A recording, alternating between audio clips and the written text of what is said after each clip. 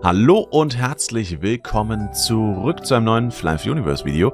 Heute mit Murans Awakening Expansion V1.5.0, die uns ja so ein bisschen unerwartet erwischt hat. Naja, nicht wirklich unerwartet, das ist vielleicht das falsche Wort, aber ohne richtige Ankündigung schmeißen wir uns einfach direkt ins Getümmel.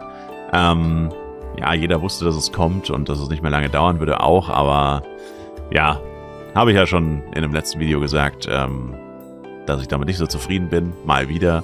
Ich hoffe, dass sie in Zukunft das Ganze einfach ein bisschen früher offiziell ankündigen mit einem festen Datum. Und damit meine ich zumindest 1 oder 2 Wochen vorher.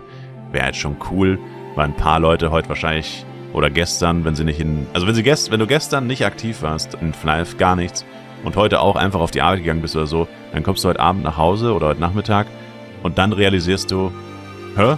Update? What? So. Theoretisch. Also, das sollte nicht so sein. Level Cap Increase und Kailoon. Ja, das ist die Kailoon Minimap. Ein neuer Kontinent, Kailoon, has been added to North of Darkon.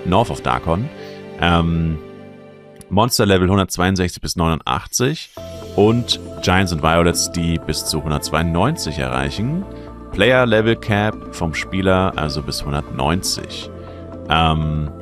Ja, alles remade, bessere Grafik und so weiter, größer als in FNAF PC, neue Subregionen wurden hinzugefügt und ja, kann man jetzt erkunden gehen. Außerdem gibt es auch eine neue Story Quest und neue Dailies. Monster. Kailoon Monster sind die gleichen oder, ja doch, sind die gleichen wie vom Original Continent. Hundur. Ich meine, auf Deutsch hießen die alle anders tatsächlich, deswegen. Auf Deutsch hießen die Lycan Guard, Lycan Sentry, Masked Wolf und so. Also da hießen die komplett anders. Deswegen ist Lycan Warrior, Lycan Mage und so weiter. Die hießen ja alle mit irgendwas mit Lycan. In Englischen haben die Eigennamen tatsächlich. Also jedes Monster heißt einfach anders. Sie wurden gerebalanced und ja, haben sich an Fly Universe angepasst. Dann der riesige Baum, der sich in der Stadt Ailoon befindet, returns to Fly Universe mit einem komplett neuen mit einer visuellen Überarbeitung. In Fly PC war der Baum einfach nur ein Baum. Jetzt haben sie halt so ein Fantasy-Elfen-mystisches Dingenskirchen daraus gemacht, wo du halt tatsächlich in den Baum reingehen kannst. Häuser, Lichter und so weiter dran befestigte Runen. Das halt aussieht wie so ein, ja, cooles Rathaus fast schon. Genau, da befinden sich alle NPCs fürs Upgraden, Shoppen, Food kaufen etc. Und die neuen Quests finden eben auch dort statt. Dann, neuer Dungeon, Anku's Asylum. Der Gott des Todes Anku befindet sich now im überarbeiteten Anku's Asylum. Nur die mutigsten Abenteurer werden seine Schätze im Inneren abholen können. Neues grafisches Update auch für den Dungeon. Neue Models, Textures und ein mehr lineares Layout. Ich meine, der Fly PC Dungeon, der hatte halt random hier so Abzweigungen, die noch ein bisschen nach unten gegangen sind. Die haben sich halt quasi weggeschnitten, beziehungsweise halt, ja, anders angeordnet. Aber das Layout ist fast das gleiche oder sehr, sehr ähnlich. Aber wie Sie schon sagen, ist halt mehr linear. Also der Dungeon an sich sieht schon fast, also nicht ganz, also es ist anders als Wilds, weil Wilds war wirklich 1:1 eigentlich. Aber schon auch immer noch sehr, sehr ähnlich. Der Dungeon ist verfügbar ab Level 166 und ist ein Party-Dungeon und dort gibt es brandneue Rüstungen, Waffen und andere Belohnungen. Genau. Es gibt Party Enhancement Mechanics, quasi je schneller du den Dungeon clearst, das kommt jetzt eh gleich noch. Achso, nee, Party Enhancement ist die Buffs, genau. Es gibt Buffs in dem Dungeon, extra Buffs, die man freischalten kann. Es gibt auch einen neuen Curse, den man hier aktivieren kann. Also sehr viele neue Sachen. Die Statuen zu zerstören. Gibt Buffs, aber auch Debuffs. Und es gibt zusätzliche Objectives, die man machen kann. Wie zum Beispiel mehr Gegner besiegen. Gibt bessere Belohnungen. Oder einen NPC beschwören, der die Buffs bzw. Debuffs verändern kann. Dann, genau, wie man performt, ist eben wichtig, weil das bestimmt, wie man den Boss, welchen Boss man begegnet. Und der schwierigste Boss ist der Demonic Anku. Dann der zweitschwierigste ist der Blazing Anku. Und wenn man es nicht schafft, irgendwie in einer besonders schnelleren Zeit es zu schaffen, dann trifft man auf den normalen Anku. Und die schwierigeren Variationen haben andere Attack-Patterns und Mechaniken, also andere Skills und auch in einer anderen Reihenfolge bzw. in einer Geschwindigkeit oder Stärke und geben dann aber auch größere Belohnungen. Und der Dungeon-NPC bzw. Dungeon selbst befindet sich ganz oben im Norden in der allerhöchsten Ecke sozusagen, direkt bei den Hellhounds in Dragneel Ridge. Ja, dann Infernal Dungeons ist die neue Schwierigkeit, die geht bis 166 bis 190. Hat basically die gleichen Belohnungen wie in Cursed Dungeons, allerdings mit einer höheren Chance. Das heißt, man kriegt quasi die gleichen Items, es ist schwieriger, aber dafür etwas häufiger. Genau. Die Eintrittskosten sind die gleichen wie bei Cursed Dungeons und die neue Schwierigkeit ist in allen bisherigen Dungeons verfügbar. Leeren Chasm, Brightest Catacombs, Envy Depths, Guardian Sanctuary, Storm Peak und The Wilds. Ja, neues Equipment. Neue Equipment-Sets für Rüstung und Waffen. Die Items können von entweder Kylun-Monstern, Giants Violets oder dem Anku's Asylum Dungeon bekommen werden. Offensichtlich die Behemoth-Waffen, die Anku-Waffen, je nachdem, als was man sie kennt, gibt es natürlich nur in dem neuen Dungeon. Aber es gibt auch Open-World neue Waffen, die so ähnlich sind wie Hannes Waffen quasi. Genau. Außerdem New Weapon Tiers kommen, Uncommon Weapons von 166 bis 170, können von normalen Monstern gedroppt werden. Unique Weapons mit dem Item Level 175 können von Giants und Violets in der Region gehuntet werden. Diese Waffen haben einen PvE-Fokus und haben einen speziellen Skill, Death's Rush, der eine Chance hat, sich zu aktivieren, wenn man einen Gegner besiegt hat. Wenn der Skill triggert, dann hat man einen 3-Sekunden-Buff, der den Movement Speed und den PvE-Damage erhöht. Dann Anku Weapons wurden eben hier zum ersten Mal reingepatcht. Die sind jobspezifisch und bekommt man eben von Anku. Genau, das steht hier das gleiche nochmal wieder oben. Diese Waffen kommen entweder mit Murans Wrath, Increased Damage against Enemies und Full HP, oder Anku's Harvest, Increased Damage against Enemies below 25 HP. Diese zwei Stats sind halbiert in PvP und haben normalerweise quasi dann 20% und 10% in, Schwachsinn, 10%, ja genau, 10% Muranos Wrath ist 5% in PvP. So. Ja, ich übersetze das hier on the fly, weil ich keinen Bock habe, das alles auf Englisch vorzulesen. Zu viel Text, TBH. Armor-Sets, die haben wir uns schon angeschaut. Habe ich ein Video gemacht, wo wir uns in der Umkleidekabine alle angeguckt haben. Das ist jetzt hier nur ein Auszug davon. Auch hier gibt es Common und Uncommon Armor-Sets zwischen 166 und 174. Es gibt aber auch Very Rare Sets mit Level 180, die man von Giants und Violets bekommen kann. Diese Sets sind für PvE-Stats designt worden. Das heißt, die klassenfokussierten Sets, also aka, wie wir sie bisher meistens genannt haben, die Wild-Sets, gibt es bei Anku. Achso, steht hier drunter, genau. Und die anderen gibt es wieder in der Open World.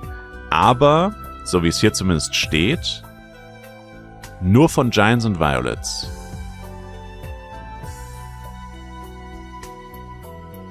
Das ist neu. Das heißt, die werden dann tatsächlich auch seltener und wertvoller sein als zum Beispiel die alten PvE-Sets, die innerhalb von kürzester Zeit schon komplett wertlos waren.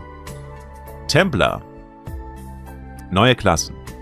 Ja, weiß ich jetzt nicht, ob sich das noch so lohnt, hier sich das alles so sehr anzugucken, weil hier stehen auch überhaupt keine Beschreibungen und so weiter dabei. Hier wird halt jede Klasse an sich nochmal so kurz vorgestellt. Das könnte man vielleicht am Ende nochmal kurz uns durchlesen. Ich weiß nicht, wie viel da noch kommt. Aber ich habe über jede Klasse, die grundsätzlichen Skills haben wir uns alle schon mal angeguckt in Videos, habt ihr bestimmt auch schon gesehen. Da würde ich euch empfehlen, schaut euch einfach diese Videos an. wenn ihr die Skills auch sehen wollt, wie sie optisch aussehen und ob sie gut oder schlecht sind. Vieles wurde natürlich nochmal überarbeitet von dem Zeitpunkt, wo es ich mir angeguckt habe. Falls aber irgendwas komplett neu dazugekommen ist oder super spezifisch war, also super spezifisch in den Änderungen war, die danach noch gekommen sind, dann habe ich es mir nochmal angeguckt. Das heißt, gibt es eigentlich wirklich über alles Videos von mir. Das heißt, ja, muss man jetzt hier nicht zwingend sich das hier noch durchlesen. Dann gucken wir mal. Also die Beschreibungen können wir uns am Ende nochmal durchlesen. Genau, New Systems for Third Jobs, die Master Skills. Ja gut, das ist interessant. Master und Synergy Skills wurden hinzugefügt. Außerdem neue passive Skills, die für viele Klassen ja auch mehr oder weniger neu sind. Also Mastery Skills hat zwar, glaube ich, jede Klasse. Lass mich nicht lügen, ich glaube schon. Ja, doch. Ja, wobei, Bildposter glaube ich nicht, oder? Egal, auf jeden Fall, ja, hat jetzt jede Klasse neue passive Skills dazu bekommen. Third Job Quest ist auf Level 166 wie heißt er nochmal? Ich wollte gerade Reodos sagen, bei dem Mönch Radion. Radion heißt er. Genau, bei der Quelle der verstorbenen Seelen in Flaris. Und dann haben wir eben noch die Master Skills. Das heißt, du hast quasi einen Skill, den skillst du. Und die Master-Variante davon machst du auf Max. Und wenn du das machst, dann wird der Skill nochmal stärker. Cooldown Reduction oder so kann man sich quasi aussuchen. Genau, man kann nur einen Master-Skill benutzen. Das heißt, du kannst nicht irgendwie ein paar Sekunden Cooldown Reduction plus ein kleines bisschen Damage plus ein kleines bisschen was auch immer. Du kannst nur einen nehmen. Man kann zwar wechseln, dafür braucht man aber eine andere Skill-Page. Es gibt jetzt auch Skill-Pages. Oder man muss halt einen Reskill benutzen. Und die Master-Skills kosten auch zusätzliche Skill-Punkte. Das heißt, sie sind nicht irgendwie gratis on top oder so, sondern das ist wie nochmal ein Skill. Also es ist die Erweiterung des Skills, sind ein weiteres Skill-Level letztendlich. Also so ähnlich wie, also die neuen Skills gehen alle nur auf Level 5. Dafür hast du aber die Master-Skills, die gehen auch bis Level 5, also letztendlich weiterhin Level 10, so wie eigentlich bei Second-Job-Skills auch. Und Synergy-Skills sind folgendermaßen, die werden immer bei dem Skill in grün angezeigt. Und das sagt dir quasi, du sollst irgendeinen Skill auf ein gewisses Level bringen. Und wenn du das tust, bekommst du einen weiteren Effekt. Hier zum Beispiel Protect verringert deinen eingehenden Schaden pro Level um 2%. Ich finde das teilweise ein bisschen verwirrend. Und ich muss auch zugeben, auf dem Testserver hat das teilweise auch nicht wirklich funktioniert. Oder ja, es war manchmal ein bisschen komisch. Man hat nicht so ganz verstanden, was das eigentlich bedeutet jetzt, dieser Skill. Das fand ich zumindest. Teilweise war es etwas verwirrend. Ich hoffe, in Zukunft wird das noch ein bisschen besser dargestellt bei den Skills, wo es eben so verwirrend war. Letztendlich kann man einfach sagen, naja, du siehst, da ist ein Skill, dann levelt den einfach auch, dann verstärkt er den Skill. Oftmals ist es aber so, dass die Skills, die eine Synergie haben, sowieso die Voraussetzung dafür sind, dass du den anderen Skill überhaupt levelst. Also von dem her ergibt sich das irgendwo von alleine meistens. Aber nicht immer auf Max. Also oftmals die Skill-Voraussetzung halt Level 7, 8, 10 oder whatever. Du kannst das Skill aber auf Level 20 machen zum Beispiel. Und ja, das ist dann natürlich nicht gegeben. Wenn du es nicht weißt. Genau. Genau, das müsste es eigentlich gewesen sein. Dann passive Skills. Gut, sagt der Name schon, sind passiv. Die haben verschiedene Effekte. In dem Fall ist es, glaube ich, der Knight, genau. Adding extra effects, reducing penalties und mehr. Passive Skills sind immer aktiv, wie schon gesagt, und geben ihre Boni automatisch. Egal, ob sie aktiv benutzt werden oder nicht. Das heißt quasi, es gibt auch Skills, die sind jetzt nicht immer aktiv so gesehen. Also die werden nicht angezeigt in der Buffleiste, weil sie halt erst triggern ab einem gewissen Zeitpunkt oder whatever. Aber auch das passiert eben automatisch. Muss man sich nicht drum kümmern. Dann Ultimate System Update. Ultimate Jewel System wurde gestreamlined und erweitert mit der nun Synthesis und Conversion Features. These enhancements make it easier to acquire higher Ultimate Jewels and provide opportunities to convert unwanted Jewel types into ones better suited for your class. Genau. You can now synthesize 3 Jewels of the same tier regardless of the type to obtain a random Jewel of the next tier with a 100 Success Rate. Das mit dem Random finde ich überhaupt nicht gut. Es gibt auch eine neue Cash-Up-Scroll, die ist auch random, finde ich auch nicht gut. Also warum das random ist, das muss ich sagen, verstehe ich persönlich nicht, weil das macht ja das ganze System eigentlich kaputt irgendwo. Es ist zwar besser als davor, weil es auch vor allem günstiger ist, weil die Success Rate davor war, meine ich, nicht 100% und man hat auch, glaube ich, 3 bis 6 Jewels benutzen können und wenn du 6 benutzt hast, hast du eine höhere Wahrscheinlichkeit und pipapo. Also das alte System war deutlich schlechter, aber im neuen System bist du dafür jetzt auf Random umgestiegen. Dafür hast du halt 100% Success Rate, ohne dass du ein Cash-Up-Item benutzt, soweit ich das verstehe. Und das ist halt irgendwie, ja, keine Ahnung. Jewels kann man auch in Badges konvertieren. Also quasi, dass du schneller auf ein höheres Tier kommst, solange du ausreichend Penya und Materialien hast. Genau. Alle Jewels haben die gleiche Wahrscheinlichkeit. Und eine neue Cash-Up-Scroll wird natürlich hinzugefügt, die Chance eines spezifischen Juwels erhöht. Kann man aber nicht benutzen, wenn man Badge Synthesis benutzt. Also wenn man das Massenumwandlung-Zeug benutzt. Ja, genau. Dann Jewel Conversion.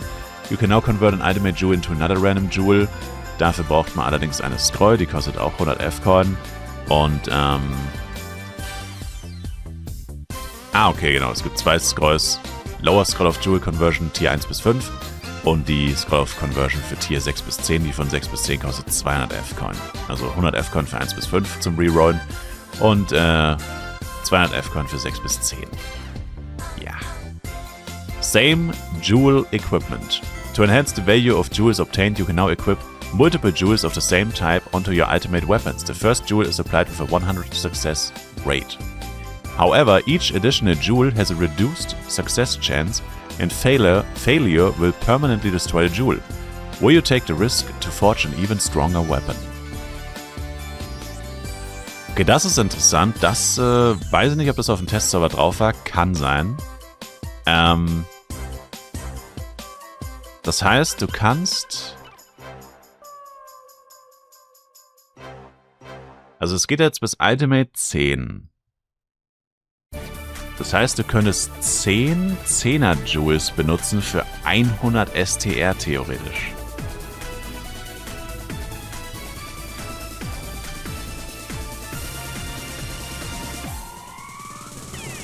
Okay. Das wusste ich nicht. Wow. Das ist tatsächlich ziemlich heftig. Also das heißt, ein Blade würde idealerweise eine ATK-Rune und 9 10er-Jewels nehmen für 90 STR und 10 ATK. What the hell? Das ist ja komplett geisteskrank. Ja, außerdem scheint es einen Housing-NPC zu geben, der die Wahrscheinlichkeit erhöhen kann. Finde ich jetzt auch gar nicht mal so bad. Natürlich, wenn ein 10er-Jewel kaputt geht, der was weiß ich, wie viele Milliarden Penya wert ist, vermutlich, tut das natürlich ziemlich weh. Allerdings 100% beim ersten, 90 beim zweiten, 70, 60, 55, 50. Also so richtig ätzend wären erst die letzten 3. Und den 10. würde man ja eh nicht benutzen. Also sag mal so, 9 und 10 würdest du wahrscheinlich eh nicht benutzen. Also wenn rein von der Logik her, würdest du es wirklich riskieren, einen 10er-Jewel kaputt zu machen? Oder wenn du schon so viel Geld ausgibst, wirst du dann wahrscheinlich nicht eher eine ATK-Rune, eine Death-Rune, dann vielleicht ein Dex oder ein STA-Juwel plus das ATK-Juwel. Also da machst du wahrscheinlich eh maximal 5 oder 6 von dem gleichen Jewel und lässt die Wahrscheinlichkeit auf maximal 50% runtergehen. Und die niedrige Wahrscheinlichkeitsdinger lässt du wahrscheinlich lieber aus, damit du da dein Zeug nicht verlierst. Oder eher unwahrscheinlich ist, dass du es verlierst.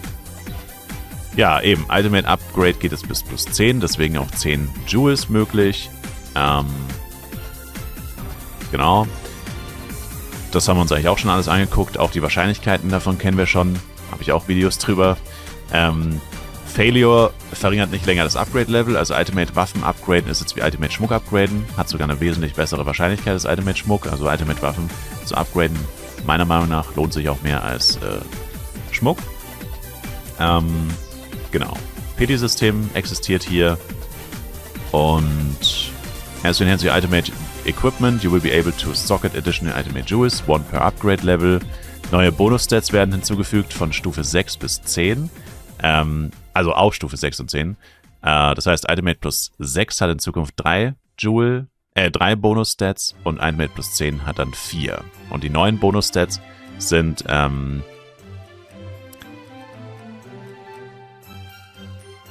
Reroll-Bar mit der neuen Scroll, genau. Und werden in Orange angezeigt und die Basic Itemate in Gelb. Ja, also ist jetzt sehr farbenfroh, die Waffe. Die Waffe an sich ist lila, dann hier oben ist rot mit dem Ultimate. Dann hast du die ganzen Juwelen, die in verschiedenen Farben leuchten. Dann hast du hier gelb und orange, also sehr farbenfroh, die Waffenbeschreibungen. Genau.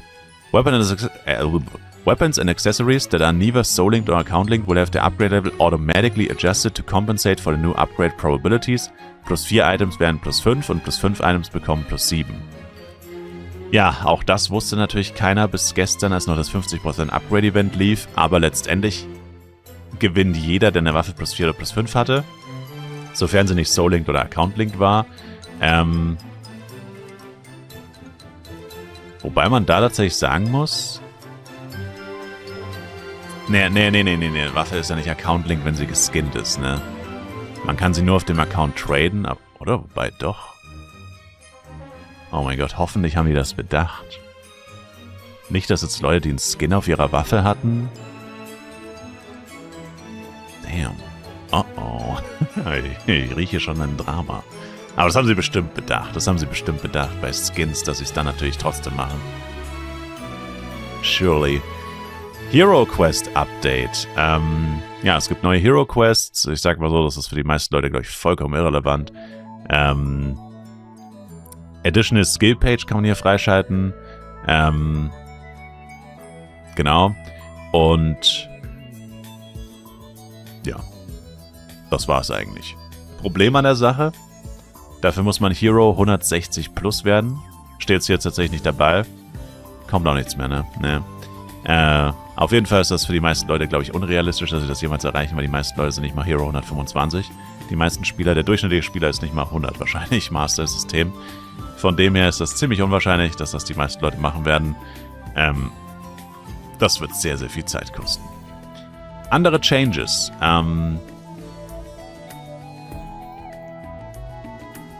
Warte, was? Blessing of the Demon probabilities have been reverted to the state when the 1.4.1 update was released?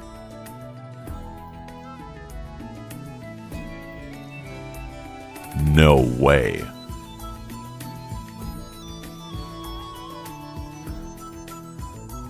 Also, das war damals so, dass man ultra leicht zum Beispiel 3% Cast-Time rollen konnte. Also wurde mir gesagt, ich habe es damals leider nicht gemacht, weil es verbuggt war. Und die Blessings damals ziemlich teuer waren. Das war auch der Grund, warum die Blessings so teuer waren. Die haben, glaube ich, zwischen 2 und 4 Millionen Penny each gekostet. Heutzutage kosten sie 200k, also ein Zehntel bis 20. davon.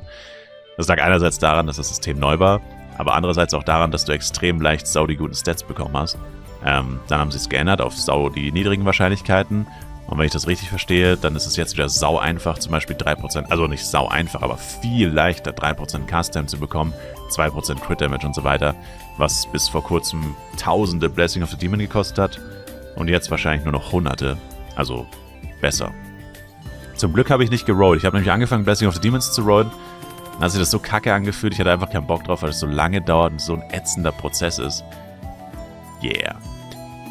You can now level skills without leveling previous required skills as the skill winner will do it automatically. Also wenn du einen High-Level-Skill nimmst und maxst, dann werden alle Skills, die du für den Skill brauchst, automatisch gelevelt. Das ist ziemlich cool. Vor allem, wenn man einen Reskill benutzt oder Job-Change oder whatever hat und dann neue Skills gehen möchte. Das ist ganz cool. Man kann jetzt auch Max-Skill-Button drücken. Der ist bei jedem Skill einzeln. Also kannst du einfach automatisch auf einen Skill drücken, wo alles dann Max ist. Aber auf jedem einzelnen Skill kannst du auf den Max-Button drücken. Skill-Tooltips wurden überarbeitet. Die zeigen jetzt mehr Informationen in einer organisierteren Ansicht. 3 neue Weapon-Bonus-Scrolls wurden hinzugefügt für First Job, Second Job, Third Job. Die sind aktuell aber, soweit ich weiß, nur im Cash-Up erhältlich. Man kann jetzt Spieler in der im Guild War zuschauen.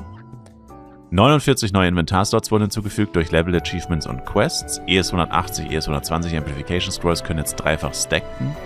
Gibt auch neue Amplifications. Border Visuals have been improved with better colors Caustics and More. Also bessere Grafik bei Wasser letztendlich. Improve the brightness of the game during nighttime when post-processing and volumetric lighting are enabled. Auch cool, habe ich ja auch mal kritisiert, dass das so unfassbar dunkel wird, das Game, wenn man die Nachbearbeitung, heißt es auf Deutsch, aktiviert. Das war wirklich grauenhaft. Also es ist Nacht geworden und du warst blind. Du hast literally deinen Charakter nicht mehr gesehen. Das war geisteskrank. Also auch so, wie es wirklich nur in Horror-Games wäre es so ähnlich quasi. Wo das ja aber auch so sein soll. Gibt eine neue Setting, Quickcast. Richtig geil. Wer das Ide Blinkpool vermisst, unbedingt Quickcast aktivieren. Das fühlt sich fast genauso an wie das Ide Blinkpool. Hammergeil. Und sorgt dafür, dass wo auch immer dein Cursor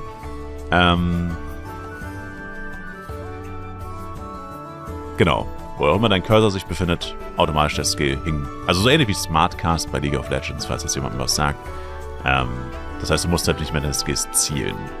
Beziehungsweise doppelt klicken. Also klicken und bestätigen, besser gesagt. Buffs und Skills zeigen jetzt ihre Cooldowns und Duration an. Auch das ist super cool. Du musst nicht mehr über Skills drüber hovern, um zu sehen, wie lange sie noch halten. Zum Beispiel bei Moonbeam war das immer ziemlich nervig, um ein Beispiel zu nennen. Da wird jetzt immer eine kurze Sekundenanzahl angezeigt. Das ist wirklich ultra hilfreich. Keine Ahnung, das muss ich ehrlich zugeben, bin ich noch nie drauf gekommen, also, obwohl es mich selber genervt hat, dass man das eigentlich auch einfach ändern könnte. Ne? Die maximale Anzahl von Skill-Buffs, die man haben kann, wurde increased von 28 auf 40. Gebura Tiefred gibt jetzt 30% Widerstand. Und Bugfixes, Skills that apply in a line will no longer miss targets that should otherwise be hit, such as Piercing Arrow. Interessant, ob das funktioniert, bin ich mal gespannt. Piercing Arrow war sehr, sehr komisch. Und ein Problem wurde hinzugefügt. Okay, keine Ahnung. Irgendwelche Objekte, die verschwinden und auch SFX, die verschwinden, wenn man zu viele auf dem Bildschirm hat. Okay. Kann ich nichts zu sagen. Aber ja, das waren im Endeffekt so die Patch Notes im Schnelldurchlauf. Wie gesagt, die Klassenbeschreibungen, weiß jetzt nicht, ob wir uns wirklich noch durchlesen wollen. Vor allem, weil ich, glaube ich, mit ein paar Beschreibungen auch nicht wirklich einverstanden sein werde. Wenn ich das hier schon lese, bei Templar steht Powerful Melee AoE Attacks. I don't know about that. Ich fand den AoE Templar, also viele Skills haben einfach zu lange Cooldowns vor allem. Auch wenn einiges nochmal überarbeitet wurde. Meiner Meinung nach. Ja. Ich glaube, das können wir uns sparen. Kann man sich vielleicht nochmal im extra Video irgendwann angucken. Vor allem, wenn sich da noch was ändert in der Zeit. Aber ja, das waren die Patch Notes für Murons Awakening 1.5.0. Und ich sage danke euch fürs Zuschauen. Bis zum nächsten Mal und schaut auf jeden Fall im Livestream vorbei. Twitch-Links in der Videobeschreibung. Bis dahin, macht's gut und ciao, ciao.